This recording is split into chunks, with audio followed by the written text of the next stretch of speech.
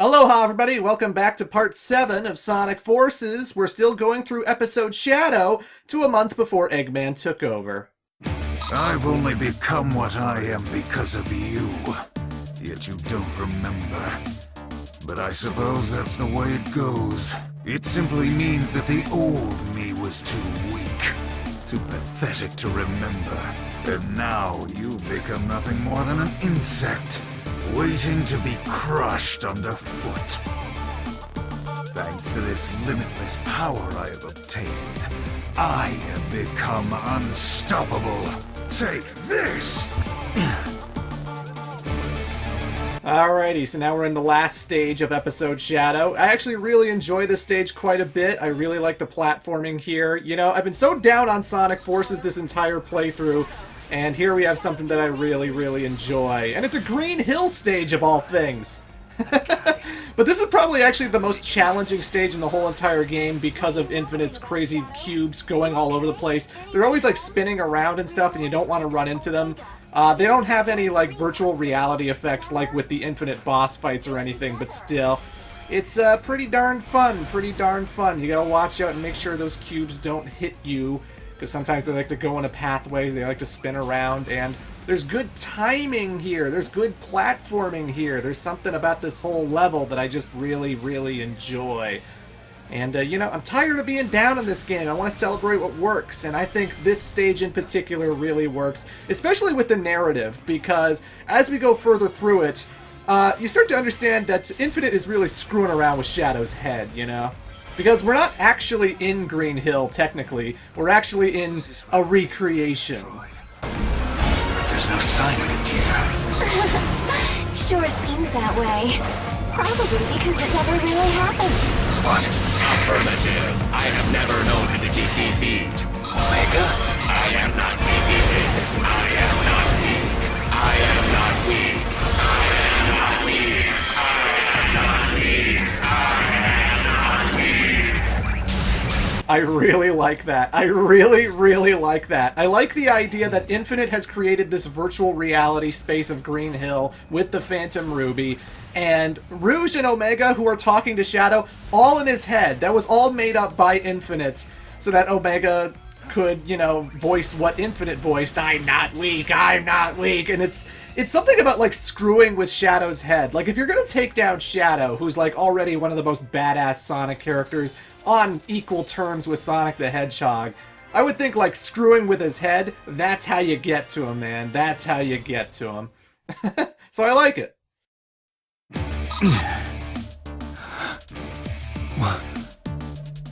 Where? I'm back here. No. Is this an illusion? This is reality, Shadow. Your reality. I didn't expect to see you come back alive, but you must admit, it was a truly wonderful show, wasn't it? This power, before we've even tuned it, just as I thought, it is unrivaled. Not even Sonic will be able to stand against me now.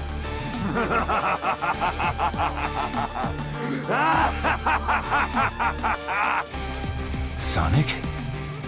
What are you plotting? What is this? Stop! Where do you think you're going, Infinite?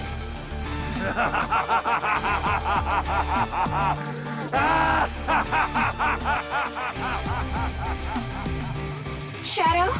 Shadow! Finally, the connection's back. What are you doing? Rouge? Forget it. Get away from there as soon as you can. There are explosions going off all over. The facility's about to collapse. Withdrawing now. What's the meaning of all this?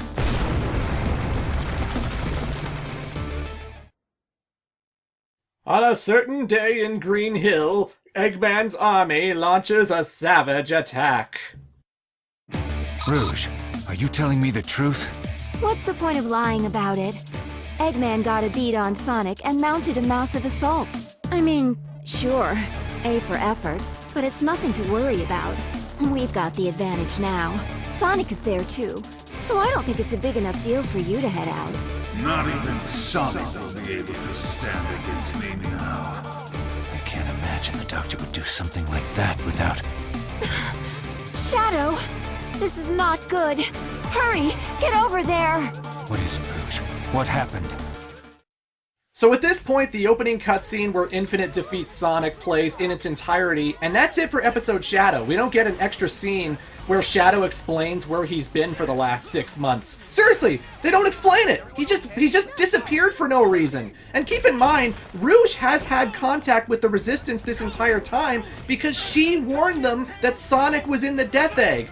So, did Shadow break contact with Rouge, or did Rouge just not happen to mention that, oh, by the way, that Shadow that's teamed up with Infinite, yeah, that's not the real Shadow. So puzzling why they wouldn't explain that.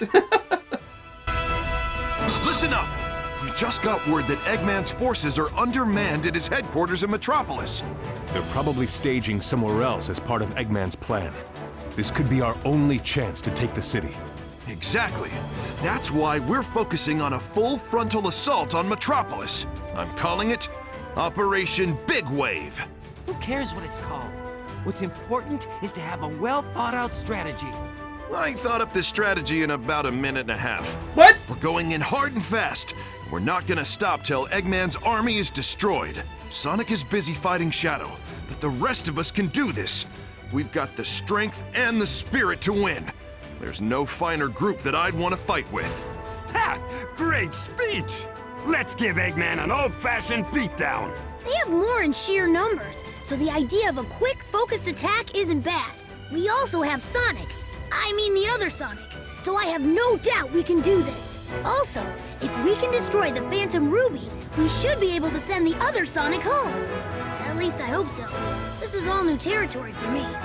Okay, let's head straight for Eggman's HQ. Time to save the world, people! Remember, Knuckles created Operation Big Wave in a minute and a half. That's how long he took to think up this plan. It's gonna be relevant as we go through this stage, but I changed up the Avatar's outfit in between cuts from episode Shadow to this. Now he's wearing a Jet Set Radio t-shirt, Beats shirt to be exact, and I actually own that exact same shirt in real life, so yeah.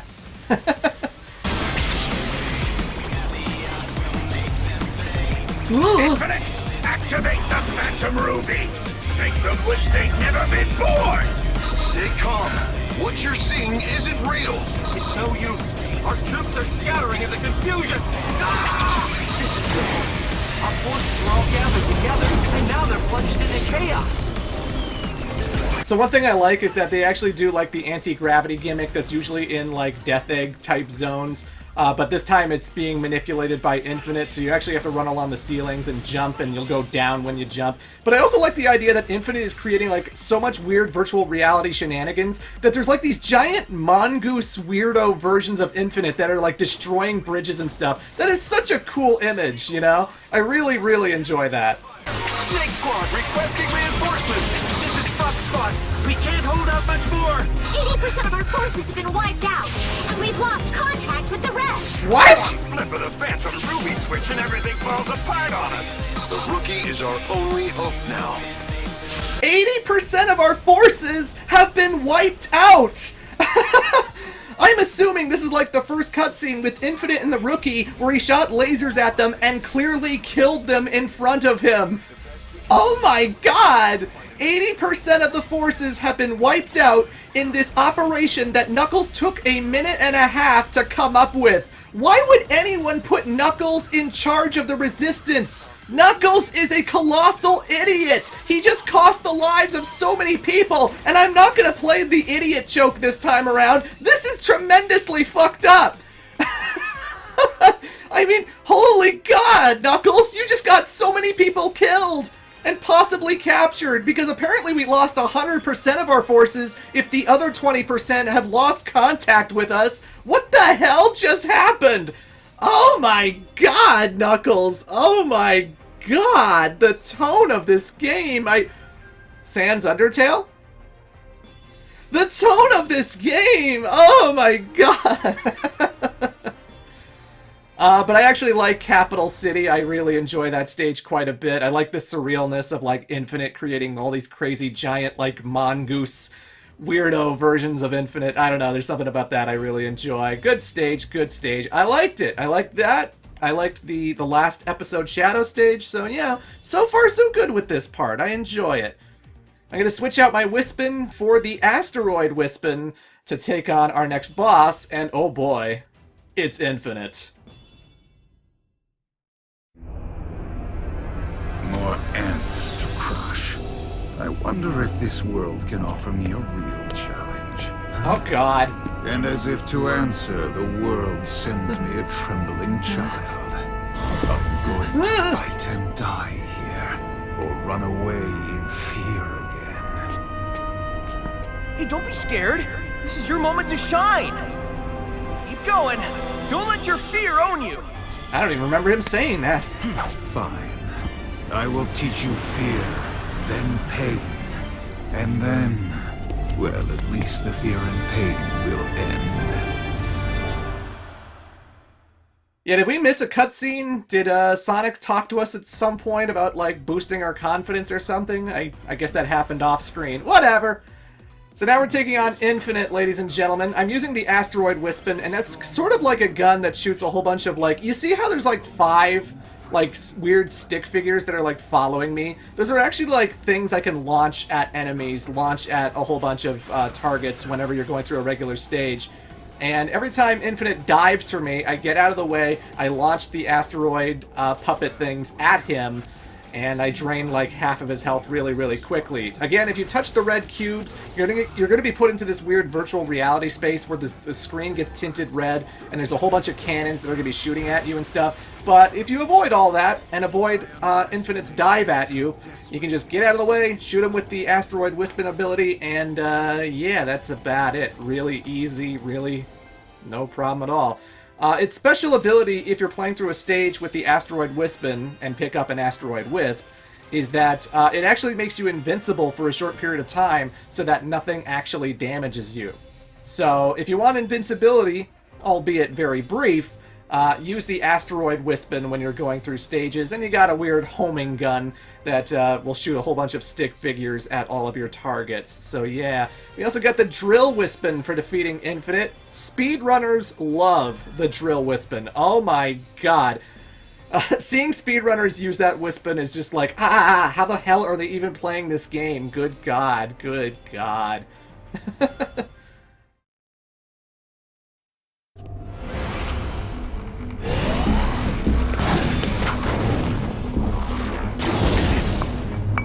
I remember you. You ran from me before.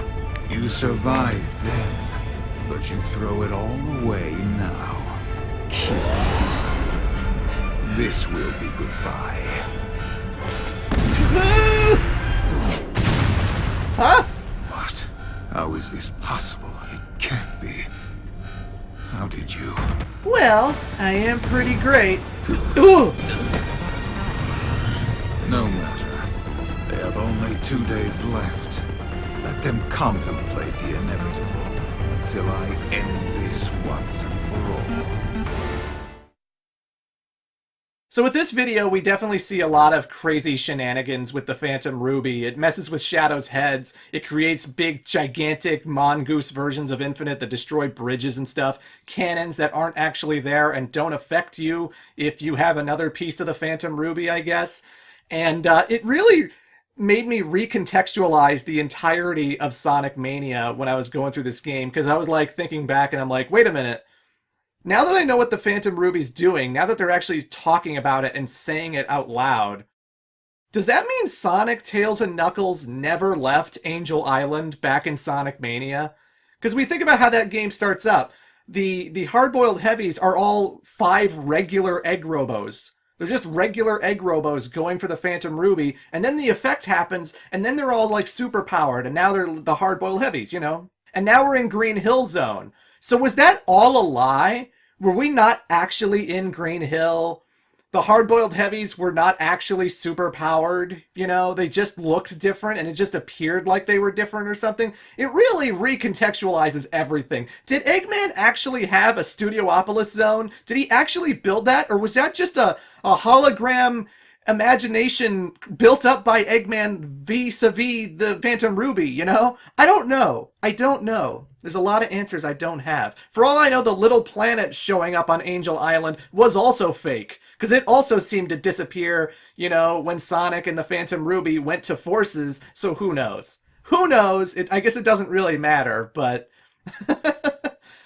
Makes you think. It makes you think. Either way, folks, the theme song of Capital City is fantastic, and we're going to leave off with that.